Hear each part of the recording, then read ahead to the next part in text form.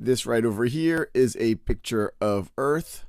Not likely a surprise for most of y'all. But what we're going to talk about in this video and future videos is how we can view Earth as a system. Many of y'all might be familiar with the term system. We talk about systems as a bunch of things interacting together in very, very complex ways. Now, the first division that we could think about the constituent pieces of the system, we could think about what is living and what is not living. And that's where the title of this video comes from, biotic and abiotic factors. Now, what do you think biotic means? And I'll give you a hint. It has the word bio in it, which refers to life. Well, a biotic factor is a living factor. So this is a living factor. Now, what's a living factor in a system? For example, our bodies are a system. Our bodies are alive.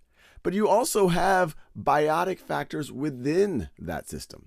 For example, you have gut bacteria inside of your intestines.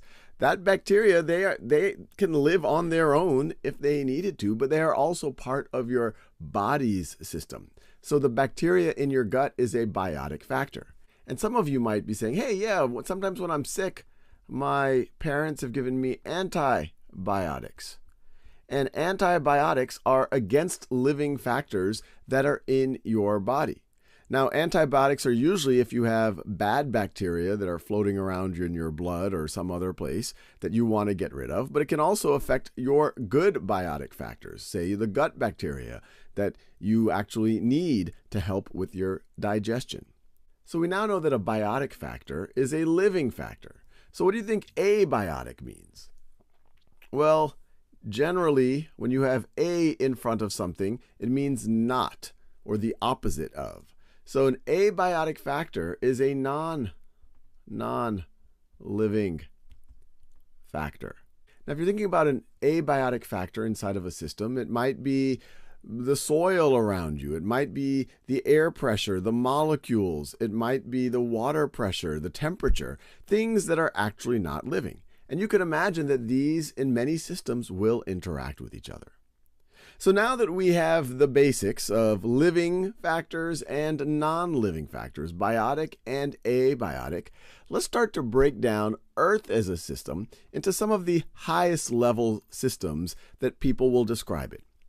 And these tend to be described as spheres. Now, why spheres? Well, Earth itself is a sphere, and the four main spheres that Earth scientists, biologists, other scientists will talk about are, in no particular order, the atmosphere, which is probably a term that you have heard of, and the atmo prefix is referring to all of the air around the Earth. We have about a 60-mile thick layer of atmosphere. Now, 60 miles sounds thick to us, but it's a very thin layer if you think about it from Earth's point of view. You can barely see the little thin atmospheric layer in this image of Earth that I got from NASA. But the atmosphere is all the gases that surround the Earth. And why is it a sphere? If you don't consider all of the water, all of the land, all of the living organisms, but Earth were to somehow maintain its shape, well, then that air, all of the gases around the Earth would still be a sphere. What other spheres are there?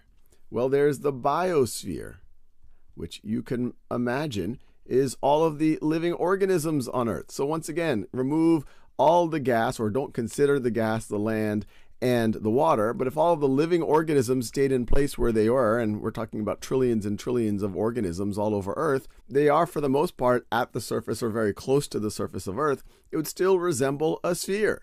And then another sphere that we could consider is all of the water, not only on the surface of the Earth, but also below the surface of the Earth, the hydrosphere. So when you look at this picture, it's obvious that the oceans and seas are part of that, but also lakes and rivers, and actually any form of water. We could even be talking about precipitation. We could be talking about rain. We could be talking about icebergs, because that too is water. And then the last sphere, which would really make up the bulk of the mass of Earth, all of the interior and surface of the Earth, including the rocks, the continents, and the ocean floor, well, then you are talking about the geosphere. All of the non-water, non-gas, non-living things that make up Earth, which is really most of Earth.